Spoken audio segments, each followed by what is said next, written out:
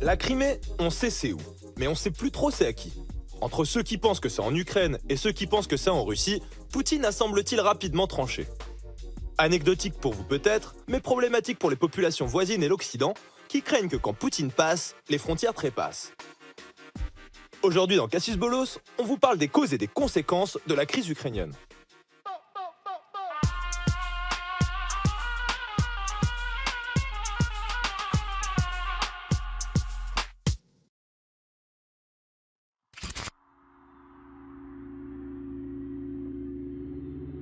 La Crimée, c'est ce tout petit machin-là, peuplé de 2 millions d'habitants, dont l'appartenance est aujourd'hui un peu incertaine. D'ailleurs, si l'on demande à Google, la réponse varie étrangement. Vu de Russie, la Crimée lui appartient et une frontière la sépare du reste de l'Ukraine. Vu d'Ukraine, c'est l'inverse, et la frontière disparaît comme par magie. Vu du reste du monde, par contre, le tracé est incertain, et l'on doit se contenter d'un tout petit liseré gris discontinu, comme un aveu honteux d'incertitude de la part du géant d'Internet. Pour capter comment on en est arrivé là, on va d'abord jeter un œil ou deux à l'histoire. L'Ukraine est un État historiquement divisé. Une partie du pays, de langue ukrainienne, est tournée vers l'Europe, alors qu'à l'Est et en Crimée, majoritairement russophone, on regarde du côté de Moscou. Pour cause, l'Ukraine et la Russie entretiennent un lien particulier depuis le 9e siècle. Les deux nations ont en fait une origine culturelle et ethnique commune, puisque la principauté de Kiev, fondée au 9e siècle, est le berceau de la Russie et de l'Ukraine moderne. Au XIIIe siècle, l'entité se fragmente.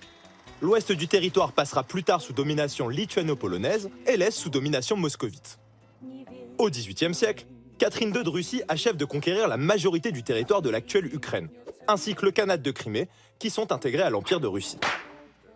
Depuis, la contrée est un symbole du romantisme russe. Mais surtout, et ça c'est primordial, la Crimée revêt une importance stratégique, puisqu'elle permet, avec la base navale de Sébastopol, l'accès de la flotte russe à la Méditerranée et ses eaux. Le Dorlo, dans 20-30 ans, il n'y en aura plus. Il est important de rappeler que la Crimée n'a jamais été rattachée à l'Ukraine. Du moins, pas avant 1954, quand Nikita Khrouchtchev, le successeur de Staline, décide d'offrir la Crimée à la République socialiste d'Ukraine. Ce transfert de souveraineté n'avait à l'époque pas grande importance, puisque l'Ukraine était intégrée à l'URSS. Sauf qu'en 1991, l'Union soviétique implose, et l'Ukraine proclame son indépendance. Celle-ci est perçue comme une trahison par une bonne partie des élites russes, dont beaucoup estiment que le destin des deux États doit être lié. C'est surtout un problème pour les quelques 17% de citoyens russes habitant l'Ukraine, qui passent d'un coup du statut de citoyen de l'Empire à celui de minorité en territoire étranger. En l'espace d'une nuit, 25 millions de Russes se sont retrouvés en dehors des frontières de l'ex-URSS.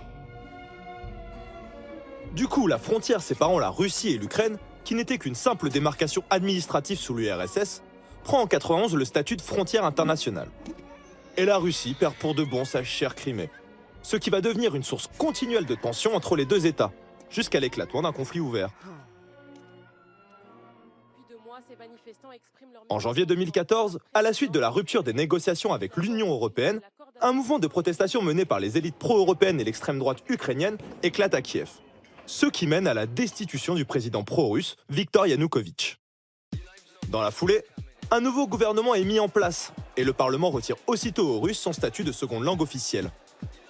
En réaction, des manifestations pro-russes éclatent dans les régions russophones du pays. Des milices se forment et c'est toute une partie du pays qui finit par se soulever.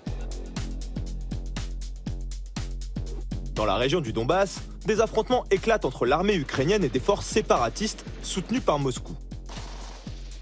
Toujours en cours, la guerre du Donbass a aujourd'hui fait plus de 10 000 morts. Ensuite, on le voit sur ces images en date du 28 février 2014, des militaires sans insigne, vraisemblablement russes, prennent le contrôle sans coup férir de la Crimée.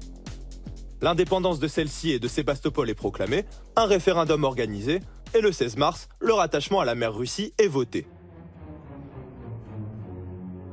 Le problème, c'est qu'en annexant la Crimée, Poutine a remis en question les principes fondamentaux du droit international moderne.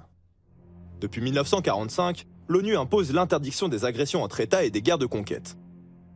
Les frontières sont donc considérées comme inviolables et leurs tracés ne peuvent plus être remis en question par l'usage de la force.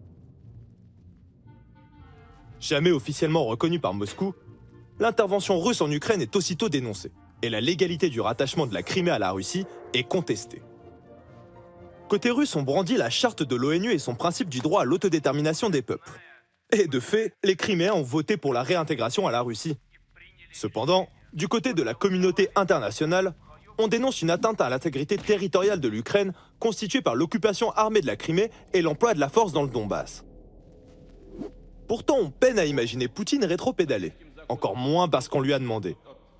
La communauté internationale placée devant le fait accompli a beau hurler au scandale, ça changera rien.